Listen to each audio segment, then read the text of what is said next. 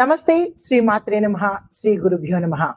మనకి ఖగోళ శాస్త్రంలో, జ్యోతిష్యంలో రకరకాల గ్రహాలు, కొంతమంది కొన్ని సంయోగాలు జరుగుతూ ఉండడము, అందులోనూ మరీ ముఖ్యంగా యోగాలు అనేవి మనకి కొన్ని కొన్ని గ్రహాలు కలవడం వల్ల విపరీతంగా యోగిస్తుంది.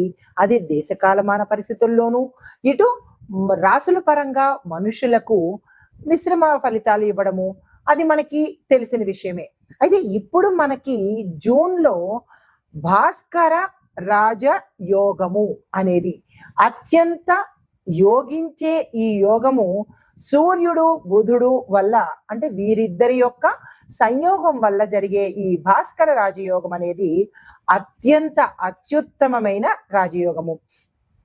అయితే ఈ రాజయోగము సూర్యుడు బుధుడు కలయిక వల్ల ఎలా ఏర్పడుతోందంటే, బుధుడు సూర్యుని కంటే 28 డిగ్రీలకు మించి దూరం వెళ్తారు. వాళ్ళిద్దరి డిస్టెన్స్ 28 డిగ్రీస్ కి దూరంగా ఉండడం వల్ల ఈ రాజయోగం అనేది ఏర్పడుతోంది.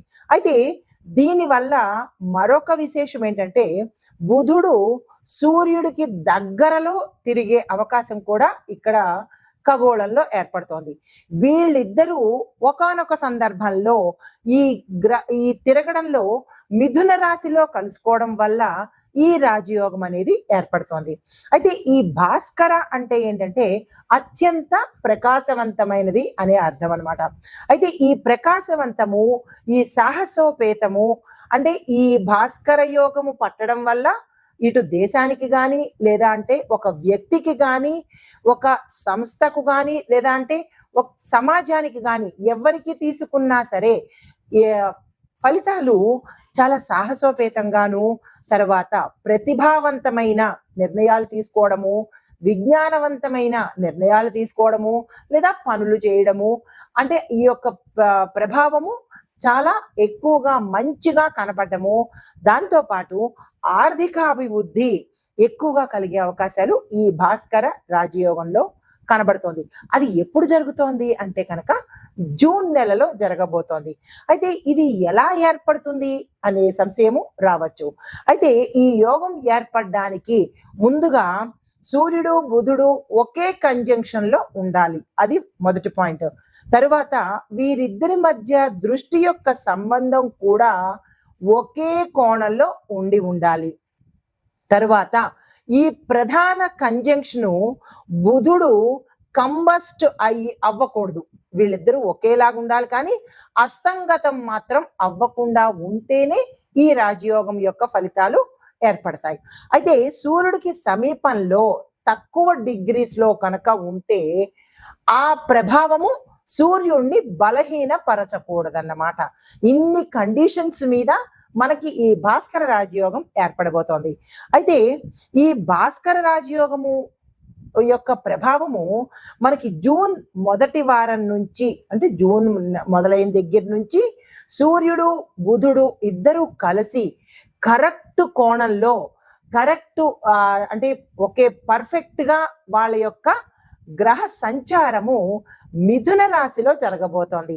అయితే దీని యొక్క ప్రభావము, ఈ యోగము యొక్క ప్రభావము 12 రాశుల మీద ఎలా ఉండబోతోంది అనేది ఒక అంశం అయితే, మరి దేశకాలమాన పరిస్థితుల్లోనూ రక్షణ, రాజకీయ, న్యాయ వ్యవస్థ, వాతావరణము, వ్యవసాయము, ఇలా ప్రతి ఒక్కటి మన అంశము మనకి ఉపయోగపడేది కదా. కేవలము 12 రాశులకే కాకుండా నేను చెప్పేది ప్రత్యేకంగా దేశంలో ఎలా ఉండబోతోంది, వాతావరణ పరంగా ఎలా ఉండబోతోంది, మన రక్షణ వ్యవస్థలో ఎలా ఉండబోతోంది, న్యాయపరంగా ఎలా ఉండబోతోంది, అండ్ రాజకీయ పరంగా ఎలా ఉండబోతోంది అనే ఈ అంశాలన్నిటినీ కూడా మీ అందరికీ తెలియాలి.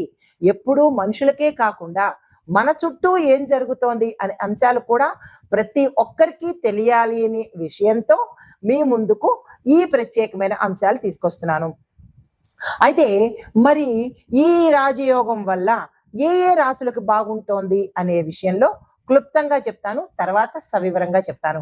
ముందుగా మిథున, కన్య, తుల, ధనస్సు, కుంభరాశుల వాళ్లకు, ఈ రాశుల వాళ్ళకి విపరీతమైన, అత్యంత లాభదాయకమైన, యోగ్యదాయకమైన విశేషమైన ఫలితాలను ఇవ్వబోతున్నాడు.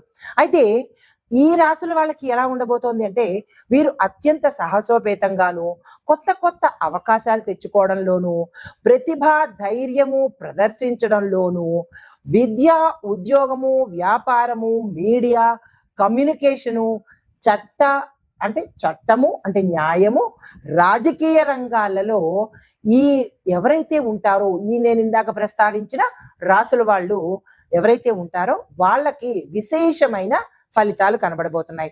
అయితే మరి మిగతా రాశుల వాళ్ళకి ఎలా ఉండబోతోంది అంటే కనుక కొంత మిశ్రమ ఫలితాలు ఉంటాయి, కానీ అంత విశేషమైన ఫలితాలు ఈ సమయంలో దక్కబోదు. అయితే మరి సామాజిక, ఆర్థిక, రాజకీయ, వాతావరణ, రక్షణ, న్యాయ వ్యవస్థల మీద ఎలా ఉండబోతోంది అనే అంశంలో రైతులకు అంటే ముందుగా వ్యవసాయాన్ని చూసుకున్నట్టయితే రైతులకు సాంకేతికంగాను అంటే టెక్నికల్ గాను, సమాచార వ్యవస్థలు, అడ్వైజరీ వ్యవహారాలు ముందుగా ఎక్కువగా బలపడతాయన్నమాట. అంటే రైతుల్ని ఎడ్యుకేట్ చేసే విధంగా ఉపయోగపడుతుంది. తర్వాత వర్షాలు కనుక సమయానికి కురిస్తే రైతులకు అత్యంత సంతోషంగాను లాభంగాను ఉంటుంది. ప్రతి ఒక్క రైతు ఆనందంతో నాట్యమాడే సమయము ఈ రాజయోగం అన్నమాట. అయితే తర్వాత మరి ఆర్థిక వ్యవస్థ ఎలా ఉంటుంది అంటే కొత్త ఆవిష్కరణలు అంటే కొత్త కొత్త ఇన్వెన్షన్స్ ప్రవేశపెట్టడము, పెట్టుబడులతోనూ స్టార్టప్ కంపెనీలకు కమ్యూనికేషన్ రంగంలో ఉన్న సిచ్యుయేషన్స్ ఏవైతే ఉంటాయో వాటిలో ప్రొడక్టివిటీ గ్రోత్ అనేది కనబడుతుంది. తర్వాత ఎంఎస్ఎంఈ సంస్థలు, సాంకేతిక పరిశ్రమలు చాలా బలపడతాయి. తర్వాత సామాజిక వ్యవస్థ ఎలా ఉండబోతోందంటే యువతలో అత్యంత సాహసము, ధైర్యము, శక్తి, ఆత్మవిశ్వాసాలు పెరుగుతాయి. విద్య, పరిశోధన, కమ్యూనికేషన్ రంగాలలో కొత్త కొత్త ఇన్వెన్షన్స్ కూడా రాబోతున్నాయి.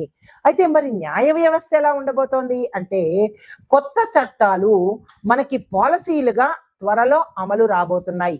ఈ విషయాలు గుర్తుపెట్టుకోవాలి మీరు. అయితే ఇలాంటివన్నీ ఫ్యూచర్లో జరగబోయేవన్నీ మనకి ముందుగా తెలియచెప్పేదే జ్యోతిష్యం అండి. అందరూ అంటారు జ్యోతిష్యాన్ని నమ్మము అంటారు. కాదు, జ్యోతిష్యాన్ని నమ్మాలి. వాస్తవాలను మన కళ్ళకు కట్టినట్టుగా చెప్పేదే, ముందుగా జాగ్రత్త పడమని చెప్పేదే జ్యోతిష్యం అన్నమాట. అయితే మరి రాజకీయ వ్యవస్థ ఎలా ఉంటుంది అంటే కనుక నాయకత్వంలో మన లీడర్స్ లో దూకుడుతనము, కొత్త కొత్త విధానాలు కూడా ప్రవేశపెట్టబోతున్నారు. అయితే సోషల్ మీడియా, కమ్యూనికేషన్ రంగాలలో వివాదాలు, ప్రచారాలు కూడా ఎక్కువగా పెరుగుతాయంట. అంటే ఒకవైపు మంచి జరుగుతుంటే మరొక వైపు చెడు దుష్ప్రచారాలు కూడా జరిగే అవకాశాలు. కమ్యూనికేషన్ అంటే ఈ సోషల్ మీడియా, కమ్యూనికేషన్ రంగాలు మంచికి ఉపయోగించుకుంటే దేశం బాగుపడుతుంది, చెడుకు ఉపయోగించుకుంటే దేశం సర్వనాశనం అయిపోతుంది. కాబట్టి ప్రతి ఒక్కళ్ళు దేశ క్షేమం కోసం మాత్రమే పని చెయ్యాలి అనేది ఒక చిన్న రిక్వెస్ట్ అన్నమాట. అయితే మరి రక్షణ వ్యవస్థ ఎలా ఉండబోతోంది అంటే కనుక సైనిక వ్యవస్థలో కమ్యూనికేషన్ పెరుగుతుంది. సాంకేతిక రంగాలలో అంటే టెక్నాలజీ పరంగా అభివృద్ధి, గ్రోత్, డెవలప్మెంట్ కనబడుతోంది. సైబర్ సెక్యూరిటీ అంటే చాలా అభివృద్ధి అవుతుంది, బలపడుతుంది. ఇప్పుడు ఇవాళ రేపు చాలా సైబర్ క్రైమ్స్ ఎక్కువైపోతున్నాయి. దాన్ని కంట్రోల్ చేసి ప్రజలకు మంచి చేసే ఉద్దేశాలతో కొత్త కొత్త చట్టాలు కానీ, కొత్త కొత్త ప్రణాళికలు కానీ జరిగే అవకాశాలు ఈ భాస్కర రాజయోగంలో ఎక్కువగా కనబడుతోంది. అయితే కొన్ని ముఖ్య అంశాలు, చాలా ఇంపార్టెంట్ ఈవెంట్స్ నేను మీకు ఇప్పుడు చెప్పబోతున్నాను. భాస్కర ఈ రాజయోగం వల్ల ఇంటెలిజెన్స్, కమ్యూనికేషన్ స్కిల్స్, రచనా ప్రతిభ, న్యాయము, పాలిటిక్స్, టెక్నాలజీ ఈ రంగాలలో పెద్ద పెద్ద అవకాశాలు యువతకు వస్తాయన్నమాట. అంటే ఉద్యోగ అవకాశాలు కానీ, స్టార్టప్స్ పెట్టుకోవడం కానీ, ఈ దిశగా ఎవరైనా ప్రయత్నం చేస్తే కనుక మంచి ఆపర్చునిటీ వచ్చే అవకాశాలు ఎక్కువగా ఉన్నాయి. రెండో పాయింట్, మిథునము, కన్యా, తుల, ధనస్సు, కుంభరాశుల వారికి ఎక్కువగా గొప్ప గొప్ప అవకాశాలు వచ్చే దిశ కనపడుతోంది. ఈ రాశుల్లో ఉండేవారు ఎవరైనా సరే, ఏ రంగంలో ఉన్న వాళ్ళైనా సరే, మీ టాలెంట్ను ప్రదర్శించడం కానీ, కొత్త కొత్త అవకాశాలు వెతుక్కోవడం కానీ ఈ సమయంలో కనుక చేసినట్టయితే మీరు హై స్థాయికి వెళ్ళే అవకాశాలు చాలా ఎక్కువగా కనపడుతున్నాయి. దేశంలో చూసినట్టయితే ఇంకొక పాయింట్, ఆర్థిక వ్యవస్థ, రాజకీయాలు, సాంకేతిక రంగాలు కూడా చాలా స్ట్రాంగ్ అవుతాయి, బలపడతాయి అన్నమాట. ఇవి మనకి ఈ భాస్కర రాజయోగం వల్ల జరగబోయే ముఖ్యమైన అంశాలు. ఈ భాస్కర రాజయోగంలో ఇందాక మనము చెప్పుకున్నది ఏంటంటే దేశ కాలమాన పరిస్థితులను బట్టి ఎలా ఉండబోతోంది, ఏ రాశుల వాళ్ళకి విశేషమైన ఫలితాలు, విశేషమైన లాభాలు, విశేషమైన ప్రతిభలు, ఇంకా వాళ్ళు పట్టిందల్లా బంగారం అనేటట్టుగా ఉండే రాశుల గురించి చెప్పాను. అయితే ఇప్పుడు మేషాది ద్వాదశ రాశుల వారికి ఒక్కొక్క రాశికి ఎలా ఉండబోతోంది అనే అంశంలో తదుపరి రాశి మిథున రాశి. ఈ రాశిలో వారి యొక్క గ్రహస్థితి సూర్యుడు బుధుడు కూడా మీ రాశిలో సంచరించడం వల్ల ఇందాక చెప్పాను కదా, మిథున రాశిలోనే ఈ భాస్కర రాజయోగం అనేది జరుగుతోంది. అయితే వీరికి విశేషమైన ఫలితాలు, వీరు ఏ రంగంలో ఉన్న వాళ్ళైనా సరే, విద్యార్థుల దగ్గర నుంచి రాజకీయ నాయకుల వరకు, వ్యాపార, వర్తక, వాణిజ్య, పారిశ్రామిక, రాజకీయ, దాంతో పాటు రియల్ ఎస్టేటు, కాంట్రాక్ట్ దారులు, ఇలా ఒకళ్ళని కాదు, బంగారం వ్యాపారస్తులు, ఇలా ప్రతి ఒక్కళ్ళకి కూడా ఆర్థిక పరమైన తరువాత సామాజిక పరమైన అన్ని లాభాలను తెచ్చిపెడుతున్నారు. ఇప్పుడు ఈ సమయాన్ని, ఈ భాస్కర రాజయోగాన్ని ప్రతి ఒక్కళ్ళు సద్వినియోగం చేసే ప్రయత్నం చేసుకోండి. విద్యార్థులైతే విదేశాలు వెళ్ళాలనుకున్న వాళ్ళు అక్కడికి వెళ్ళే ప్రయత్నాలు చేసుకోండి. ఉద్యోగస్తులైతే కనుక ప్రమోషన్స్ కోసము, ప్యాకేజీ పెరగడం కోసము, లేదా మేము స్థానం మారాలి, మేము వేరే చోటుకి వెళ్ళాలి అని పెట్టుకుంటున్నాము, లేదా కొత్త ఉద్యోగాలకు వెళ్ళాలి అని అనుకుంటున్నాము, ఇలా మీరు ఏదైతే అనుకుంటారో తక్షణమే వాటికి సంబంధించిన ప్రణాళికలు వేసుకునే ప్రయత్నం చేసుకోండి. తర్వాత చిన్ని వ్యాపారస్తుల దగ్గర నుంచి, అంటే టీ వడ్డీ వాళ్ళ దగ్గర నుంచి పెద్ద పెద్ద మల్టీ లెవెల్లో చేసే వ్యాపారాలు, పారిశ్రామిక రంగాలు, హై అండ్ హోటల్స్ కానీ, లేదంటే ఇలా ఒకటి కాదు పెద్ద పెద్ద వ్యాపారాల వరకు ఈ సమయము చాలా చక్కని అనువైన సమయము. పేరు మార్చుకోవడానికి కానీ, కొత్తగా వ్యాపారాన్ని ప్రారంభించడానికి కానీ, లేదా విదేశాలలో మీ వ్యాపార సంస్థలు పెట్టుకోవడానికి కానీ, ఇలా మీరు ఏదైతే అనుకుంటారో, కాంట్రాక్ట్ దారులు అయితే కొత్త కొత్త కాంట్రాక్ట్ తీసుకోవడం కానీ, ఇలాగ మీరు తలపెట్టిన ఏ పనులైనా సరే చక్కగా ఈ సమయంలో లాభపరంగాను యోగ్యపరంగాను ఉండే అవకాశం ఉంది. కాబట్టి ప్రతి ఒక్కళ్ళు ఉపయోగించుకునే ప్రయత్నం చేసుకోండి. కోర్టులో వేసుకోవాలన్నా, లేదంటే స్థిరాస్తులు కొనుక్కోవాలన్నా, ఇలా ఒకటేమిటి, దేనికైనా సరే మిథున రాశిలో ఉండే ప్రతి ఒక్కళ్ళు కూడా ఈ సమయాన్ని సద్వినియోగం చేసుకునే ప్రయత్నం చేసుకోండి. చాలా చాలా జాగ్రత్త, ఈ సమయాన్ని వృధా చేసుకోకండి. అత్యంత అరుదైన మహారాజయోగం అన్నమాట ఈ భాస్కర రాజయోగము. అయితే ఈ యొక్క ఫలితాలు మీకు ఎలా ఉండబోతున్నాయి అంటే కనుక, ఈ గ్రహస్థితుల వల్ల ఎవరైతే గతంలో డల్ గా ఉండి నేను ఎందుకో పనికిరాను, నేను ఏమీ చేయలేను అని అనుకున్న వాళ్లకు ఆత్మవిశ్వాసం పెరుగుతుంది.